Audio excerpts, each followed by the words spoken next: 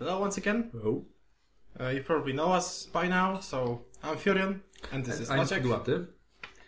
Yeah, mostly known as captain of Team Poland and on the Visit. Warhammer forum. Peludo. Today we are going to talk a little bit about the Chaos Dwarfs. Yes, and once again we are quite prepared. We have this beautiful list of notes, and we will go directly to the topic by analyzing the Chaos Dwarf restrictions. We plan to go from them one by one, and we will share our reasoning and our thoughts on whether they are necessary or not. Yes, it's important to add that Chaos Dwarfs are a new army to ETC, and it's the only army made by Forge World, which has got some impact on its rules. Yes, so our initial thought about the army, this is how we begin to make a restriction, is that it's a little bit over the top. We are starting with the armies that we feel are a little bit stronger than the rest of the metagame, so it would be the second army that we will be suggesting a little point cut. Yes, we think that for the starters, 100 points should be accurate. If not, increase. If it's too much, we can always put down this limit. Most of our thoughts will be accurate, no matter if we would reduce the points or we will keep it the same. But it is our opinion that an army which has a 100-point choosable cannon or a stone thrower with rerolls, with better aiming, and with Kedai, which is actually immune to Warhammer in most cases. A lot of cases. Yeah, it's possibly kind of over the top. So we are suggesting cutting 100 points. So we begin analyzing the Chaos Dwarf army as an army of 2300 points, and you should keep this in mind. Yes. It changes, for example, the hero slot allows. Yes. But Okay. 25 points. So let's start. We have the ETC restrictions, the original ETC restrictions printed here, and we'll go one by one. Let's start with Crown of Command on Mage or Kedai Destroyer. Yeah. Max 1 total. Yes, it's a good choice because on one hand we've got the Crown of Command on a Mage Lord, which is not the obvious choice, and we've got the best monster in Warhammer, which is Kedai Destroyer. If any of you would choose the Mage Lord in such a pool, let me know about it. I would really like to hear about such an individual. Yeah, it's not only about the choices given, because the Battle Standard Bearer, the Dark Castellan, he already has got. He already has built-in Crown of Command, like he is stubborn by himself. Yes. So maybe there is some build on Bale Taurus with Crown of Command. However, if he has got a Crown of Command, he doesn't fit the rest of his gear that he has to get to ride this Taurus effectively. So it's not that strong. I personally think that Crown of Command on a Mage Lord is rather... It's not a strong combination. It's rather a minus for a wizard. So we've got a pool where it's the one choice that it's not obviously good, and the one that is great. It doesn't make sense. Yeah, and well, maybe there are some builds with Crown of Command. Like you can make in core choices 2 times 25 warriors, one possible. with Battle Standard Bearer, one with the second one with the Mage Lord with Crown of Command. But it's strongly defensive build. They will still lose some games, and it has got almost non-offensive abilities. It's not like that this build allows you to auto-win some games. This build only allows you to lose slower. Auto not lose. Auto not lose. Something like that. Not exactly efficient. Strategy. It's the whole... It was like mentioned one edition before of this video before. The same thing was with Dark Elves. If you make a pool of choice, you have to make inside even choices. Yeah, the choices have to be reasonable within themselves. Yes. Okay, the second one. Yeah, so about this limit, we recommend dropping this limit overall. Not dropping at all. It doesn't make sense. Yeah. Iron Demon, Kedai Destroyer, second Toruk, count as war machines. Well, the strength of Chaos Dwarf war machines is that you have the Demon Smith in Heroes, which act as As engineers, yeah, and Like also they can cast very useful spells like Leadership 9, Signature spell from Lore of Death. They are reasonably cheap wizards that have got inbuilt skills of the engineer, which is great. Yeah, that's totally nice. So the machines without those engineers are good, but I wouldn't say that they are off the top. They are reasonably priced. And the thing is, for example, if we would choose the second Tauruk, we've got like 200 points left in the hero slot. The thing is, we have to choose between the Battle Standard Bearer or a wizard. And everything is going a little bit harsh for a Chaos Dwarf to build a balanced army. Yeah, so if he wants to have an engineer, a singular engineer, and he usually would have like 2 or 3 machines which would require a reroll, so let him have it. But in this case, you won't have a BSB. It's like, not that we made this restriction artificially, it's just how you compose your army. Yes. You can't fit everything in the hero choices. So the restriction about second Tauruk is totally empty in our opinion. About Kadai, Destroy and Iron Demon, I think there are good restrictions. Yes, the thing is that the Kadai Destroyer is so obvious choice that even if it blocks one war machine, it's still worth taking. Yeah. However, it makes some options for, not for me, but it makes some option of not taking the Kadai Destroyer. And that's pretty much about this restriction. The next one, Hell Cannon, Iron Demon are each 01. This is a neat one, because if you take 2 Hell Cannons, there is no way in heaven that you put a Kadai Destroyer in your list. Yes, the similar thing was with Warriors of Chaos. However, in Warriors of Chaos, the Hell Cannon is less accurate. 2 Hell Cannons is a very, very good shooting power for 2 war machine slots. However, it blocks the Kadai Destroyer. Both options of 2 Hell Cannons and Kadai Destroyers are equally good.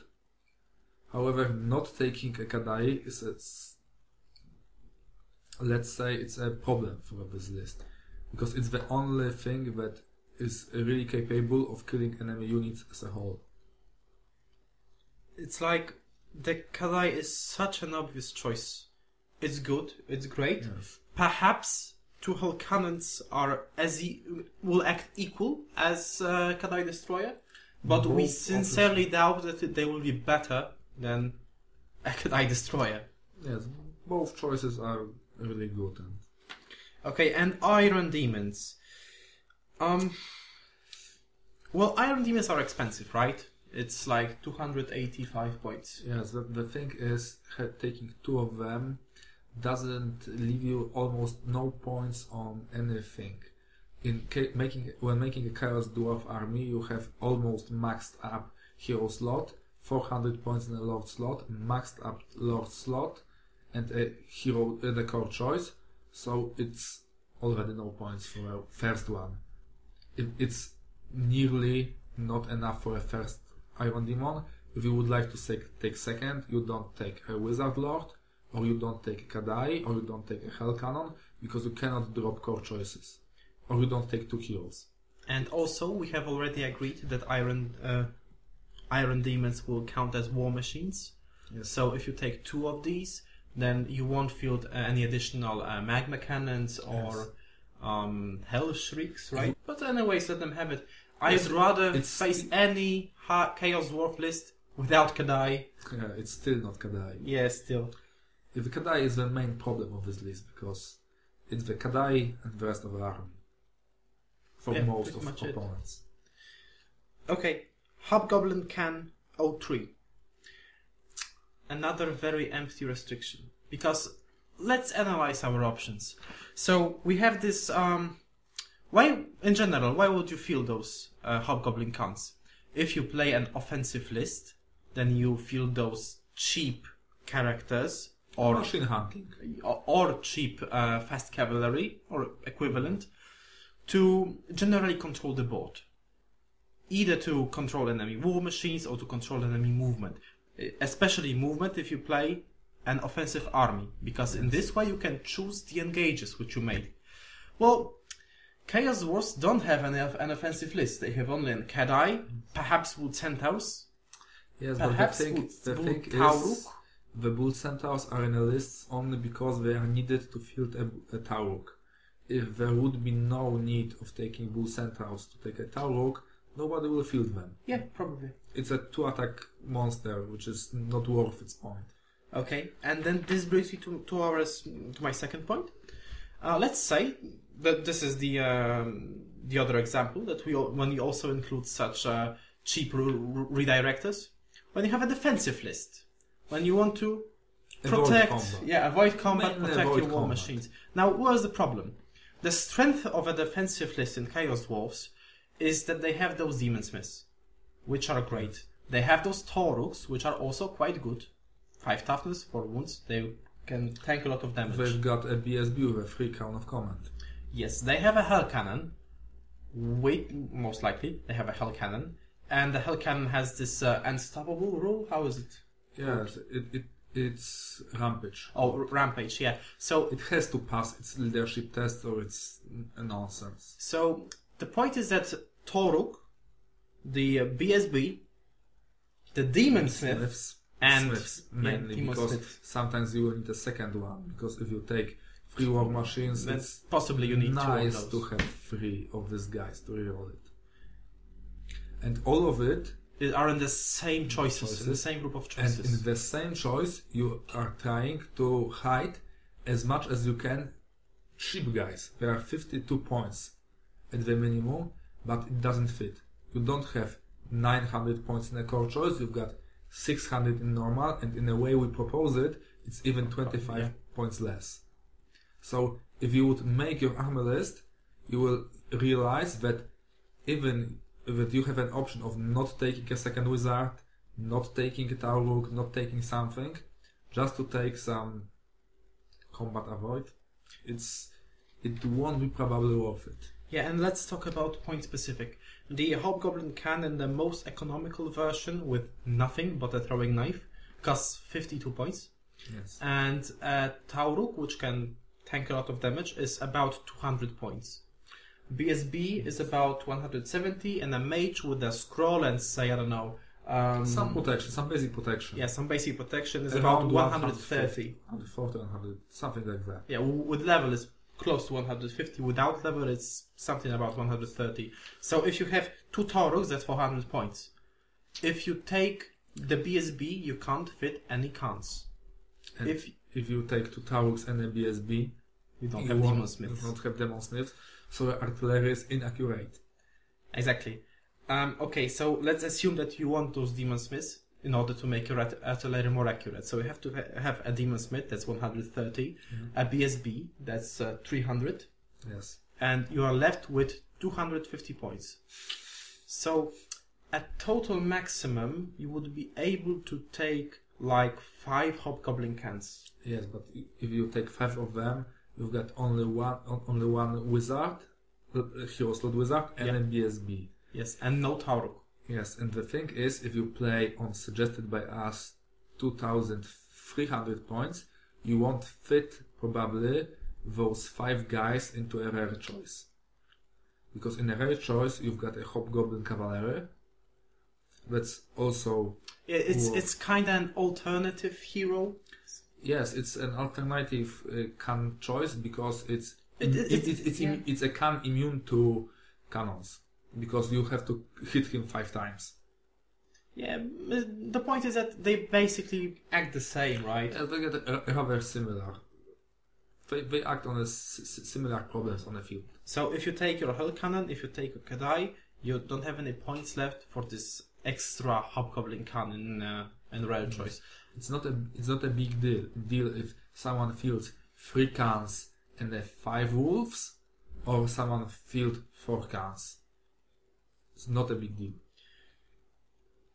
So this restriction, if you begin actually constructing your rosters, you come to the conclusion that it's totally empty. If you want to really abuse your cans and field like, let's say, 5, 6 of them, you end up without either an engineer or demon smith or BSB or Toruk.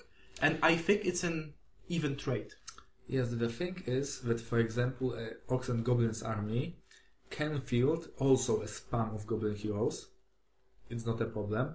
They've got even 200 additional points, which allows them to field more of such things, and nobody thinks of abusing the system with additional goblins. They also have got artillery, maybe not that accurate, but they've got manglers, they've got fanatics, and they've got a lot of things that encourage them to try to stop enemy movement phase, and they don't play this strategy. Maybe it's not worth it.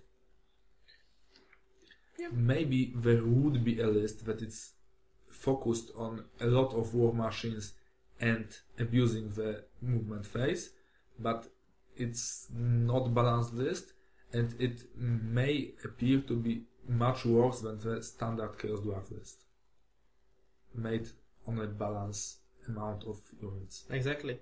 So this is our conclusion, that this restriction of cons is totally empty. You would be very surprised if you came up to a different conclusion.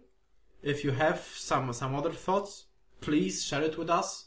But we tried building rosters, we tried to fitting those demons with Tauruks. Maybe if you would like to take an army that is almost 100% sure lose small on a team tournament, maybe it would be worth it. However, in actual strength of a Chaos Dwarf army book, it's not worth taking a Chaos Dwarf to lose games, even if they would lose small. Yeah. They could win games. Exactly. Okay, so another restriction, Magma Cannon. Hell Cannon. It's my favorite. Yeah, it is. I'm not even halfway through. Dreadquake Mortar. Prophet with the Lore of Death Hashut. Max 3 in total.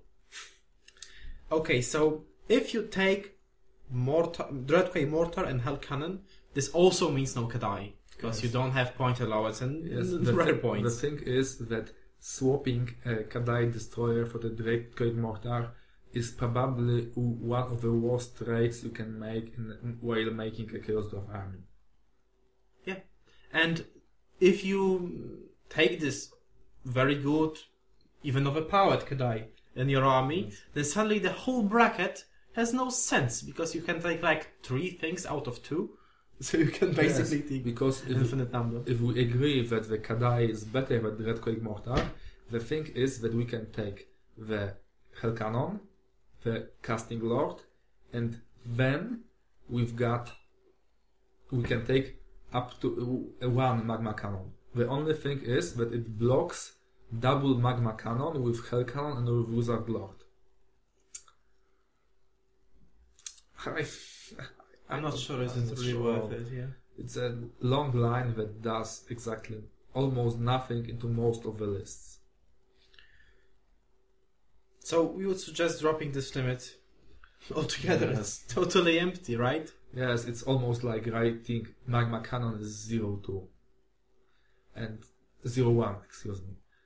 And I don't know, we checked the last year's list and nobody multipled Magma Cannons, because there is an alternative which is not restricted of Death Shriek Mortars, which are also very good and they are a bit cheaper.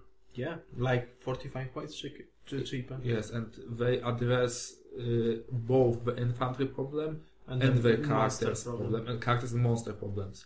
It's like a universal answer for all problems of the battlefield for 100 points.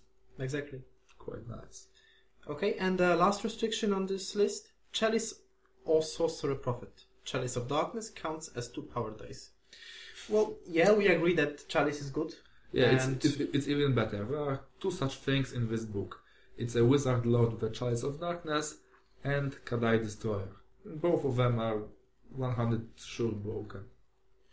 So, we actually think that the restriction of Chalice is quite accurate, because taking a Sorcerer Prophet with Chalice is possibly a bit too much. The actual fact allows us to really abuse the game using the Chalice, because you can use it after casting but before dispelling.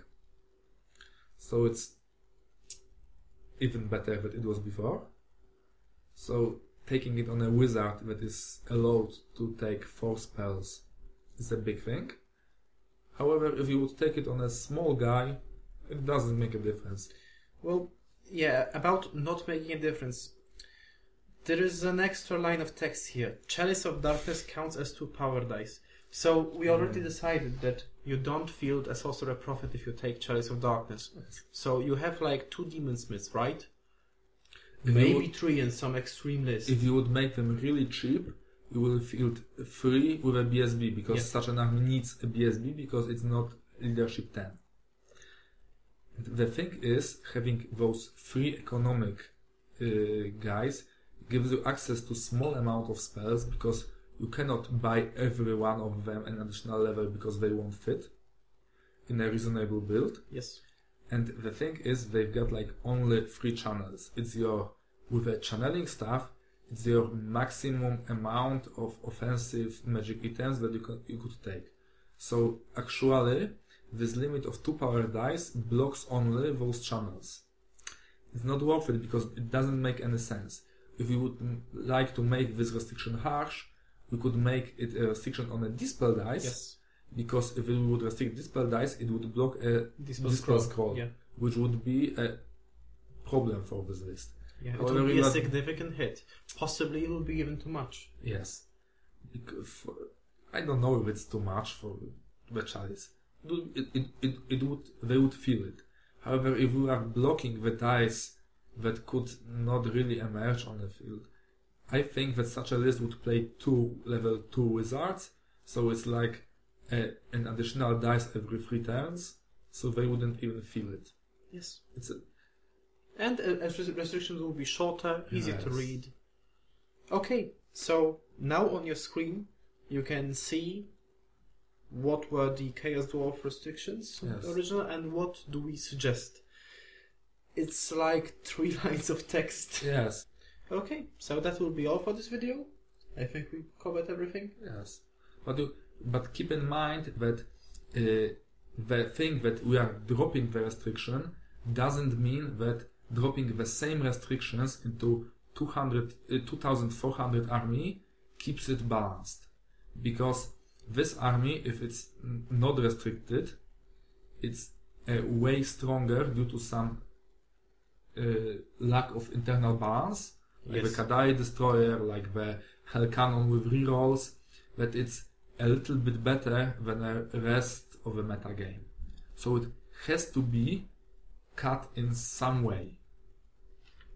Maybe it's the points, if we agree that it's all way a little bit broken, all cutting multiple ways. But if we would like to cut it, we have to address those cuts into places where they are needed, not like here in a random places. Exactly, and our reasoning is that an army which has like combined engineer with mage, combined cannon with a stone thrower, combined Hydra, I don't know, White Lion unit, every playable monster monster we can think of into one, and it bans.